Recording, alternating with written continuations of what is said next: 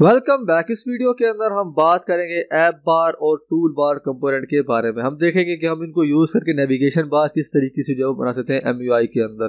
तो उसके लिए हमारे पास यहाँ पे ऐप बार और टूल बार का जो कंपोनेंट है वो हमें मिल जाता है। इनको यूज करके हम नेविगेशन बार जो है वो इस तरीके से जो है वो बना सकते हैं। तो इसको जब हम प्रैक्टिकली करके देखते हैं तो उसके लिए मैं यहाँ VS कोड के अंदर आ जाऊंगा।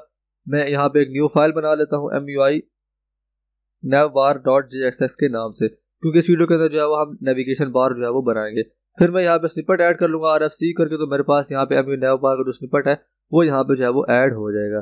देन उसके बाद हमने यहाँ पे कुछ कंपोनेंट्स जो है वो इंपोर्ट करने, तो हम उनको जो है वो इंपोर्ट कर लेते हैं। मेरे पास यहाँ पे आ जाएगा इंपोर्ट। सबसे पहले जो कंपोनेंट हमने इंपोर्ट करना है वो हमारे पास यहाँ पे है ऐप बार, तो हम ऐप बार को जो है वो इंपोर्ट कर लेंगे। देन उसके बाद जो हमारा अगला कंपोनेंट है वो हमारे पास यहाँ पे है टूल बार, तो हम टूल बार को जो है वो यहाँ पे इंपोर्ट कर लेंगे। देन उसके बाद यहाँ पे हमें चाहिए आइकन बटन भी, तो हम उसके लिए आइकन बटन का भी जो है वो इंपोर्ट कर लेंगे। और साथ में हमें यहाँ पे टाइपोग्राफी भी चाहिए, जो इसको यूज करके हम यहाँ पे टेक्स्ट लिखेंगे, तो मैं यहाँ पे टाइपोग्राफी को भी जो है वो इंपोर्ट कर लेता हूँ। देन उसके बाद हम यहाँ पे जो है वो नीचे आ जाएंगे यहाँ पे डिव के अंदर। तो डिव के अंदर हम यहाँ पे सिंपली अभी यहाँ पे डिव की जगह से जो हमारी ऐप बार है उसको सिंपली हम यहाँ पे जो है वो रिटर्न करवा देंगे। तो मेरे पास यहाँ पे आ जाएगा ऐप बार। सो ऐप बार के अंदर हम यहाँ पे पोजीशन बताएंगे और यहाँ पे उसका जो कलर है वो यहाँ पे जो है वो बता देंगे। तो पोजीशन जो है उसकी स्टैटिक होगी, तो मैं यहाँ पे पोजीशन की जो है प्रॉप पास कर लूंगा। इसके अंदर मैं यहाँ पे लिख लेता हूँ स्टैटिक, और इसका जो कलर होगा वो हम यहाँ पे जो बता देंगे। तो इसका कलर भी यहाँ पे जो है वो ट्रांसपेरेंट कर लूंगा, तो उसके लिए मैं यहाँ पे ट्रांसपेरेंट जो है वो इसके अंदर लिख लूंगा। देन उसके बाद हम यहाँ पे ऐप बार के अंदर जो हमारा टूल बार है कंपोनेंट है उसको जो है वो हम यहाँ पे यूज कर लेंगे। तो मैं यहाँ पे कर लेता हूँ टूल बार का कंपोनेंट हम यहाँ पे जो है वो यूज कर लेंगे। यहाँ पे आ जाएगा टूल बार। सो टूल बार के अंदर जो है वो हम सारी चीजें जो है इसके अंदर डिफाइन करेंगे। तो सबसे पहले हमें यहाँ पे आइकन बटन चाहिए, जिसके अंदर कोई हम आइकन शो करवा रहे हैं। लेट्स से कि हम कोई ट्रैक्टर्स वगैरह की वेबसाइट जो है वो बना रहे हैं, तो उसके लिए मैं यहाँ पे ट्रैक्टर का जो आइकन है यहाँ पे जो है वो यूज करूंगा। मेरे पास यहाँ पे आ जाएगा आइकन बटन, और आइकन बटन के अंदर मैंने यहाँ पे आइकन जो है वो इम्पोर्ट कर लूंगा। तो मेरे पास यहाँ पे एग्रीकल्चर आइकन जो है मैं यहाँ पे जो है वो इम्पोर्ट कर लूंगा। देन उसके बाद यहाँ पे जो एग्रीकल्चर आइकन है उसको मैं यहाँ पे ऐड कर लेता हूँ।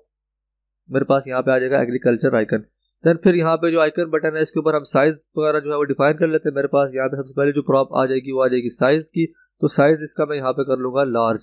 देन उसके बाद हमें बताना है कि इसको जो एज है हमने इसको कहाँ पे रखना है, तो हमने इस आइकन को जो है वो स्टार्ट के ऊपर रखना है। तो मैं यहाँ पे कर लेता हूँ स्टार्ट, और उसके बाद हमने जो अगली इसके ऊपर प्रॉप पास करनी है वो हमारे पास यहाँ पे है कलर। तो मैं यहाँ पे कर लेता हूँ कलर। जो कलर होगा हम इसका जो है वो इनहेरिट कर लेंगे,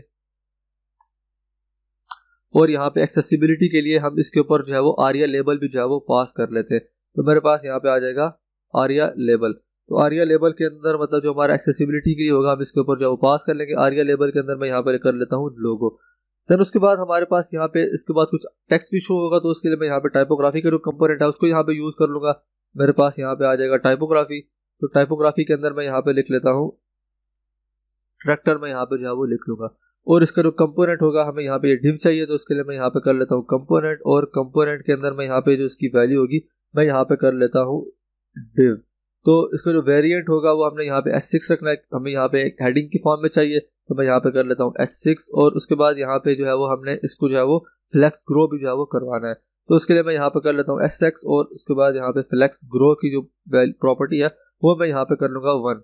तो उसको मैं यहाँ पे सेव करूंगा, जाऊंगा अपने ब्राउजर के अंदर। तो मेरे पास यहाँ पे जो कंपोनेंट उसको मुझे सबसे पहले यहाँ पे ऐड करना पड़ेगा। उसको मैं यहाँ पे कमेंट कर लेता हूँ, जो कि पिछली वीडियो के अंदर हमने देखा था, जब भी कमेंट कर लेता हूँ। और अभी जो मैंने कंपोनेंट बनाया MUI navbar का उसको मैं यहाँ पे जो है वो ऐड कर लूंगा। तो मेरे पास यहाँ पे आ जाएगा MUI navbar। तो मेरा कंपोनेंट यहाँ पे ऐड हो गया, उसको मैं यहाँ पे सेव करूंगा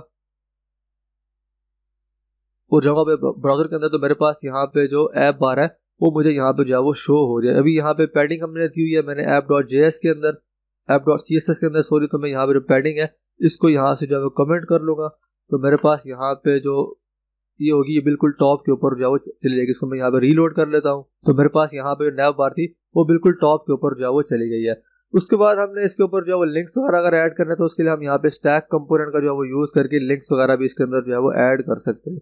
तो अभी के लिए हम यहाँ पे नेविगेट वगैरह तो वो नहीं करेंगे, सिंपली हम यहाँ पे ऐड कर लेते हैं। तो उसके लिए मैं यहाँ पे स्टैक का जो कंपोनेंट है उसको यहाँ पे इंपोर्ट कर लूंगा।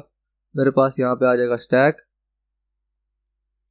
और स्टैक को यूज करके फिर जो हमारे लिंक होंगे वो हम यहाँ पे जो है वो डिफाइन कर लेंगे। तो मेरे पास यहाँ पे आ जाएगा स्टैक, और साथ में मुझे यहाँ बटन कंपोनेंट भी चाहिए जो कि हम यहाँ पे ऐड कर लेते हैं। मेरे पास यहाँ पे आ जाएगा बटन, और बटन को हम यूज करेंगे यहाँ पे लिंक्स को जो है वो डिफाइन करने के लिए। तो मैं यहाँ पे इसकी डायरेक्शन जो है वो डिफाइन कर लेता हूँ। सबसे पहले मेरे पास यहाँ पे डायरेक्शन आ जाएगी। इसके ऊपर जो डायरेक्शन हमें जो लाजमी देनी है, यहाँ पे कर लेता हूँ डायरेक्शन, और डायरेक्शन के अंदर हम यहाँ पे इसके ऊपर जो डिफाइन कर देंगे रो, और साथ में स्पेसिंग भी जो इसके ऊपर जो डिफाइन कर लेते हैं। मेरे पास यहाँ पे स्पेसिंग इसकी मैं कर लेता हूँ 2, और इसके अंदर जो है फिर हम बटन को जो है ऐड कर लेंगे। मेरे पास यहाँ पे डिफरेंट जो है बटन आ जाएंगे, मैं यहाँ बटन कंपोनेंट को जो है ऐड कर लूँगा। मेरे पास यहाँ पे बटन आ गया। उसके बाद मैं यहाँ पे कर लेता हूँ होम, मैं यहाँ पे कर लेता हूँ, देन मैं यहाँ पे अबाउट कर लेता हूँ, और यहाँ पे उसके बाद मैं कर लेता हूँ सर्विसेज। तो इसको मैं यहाँ पे सेव करूंगा, जाऊंगा अपने ब्राउजर के अंदर, तो मेरे पास यहाँ पे जो लिंक थे वो मेरे पास यहाँ पे जो है वो शो हो गए। तो इस तरीके से जो है वो हम ऐप बार और टूल बार कंपोनेंट को यूज करके इजीली नेविगेशन बार जो है वो बना सकते हैं। तो ये जो सेक्शन हमारा कुछ 3-4 वीडियोस का है, इसके ऊपर हम नेविगेशन कंपोनेंट के बारे में जो है वो बात करेंगे। नेक्स्ट वीडियो के अंदर हम बात करेंगे कि हम मेन्यू किस तरीके से जो है वो बनाते हैं। So see you in the next video.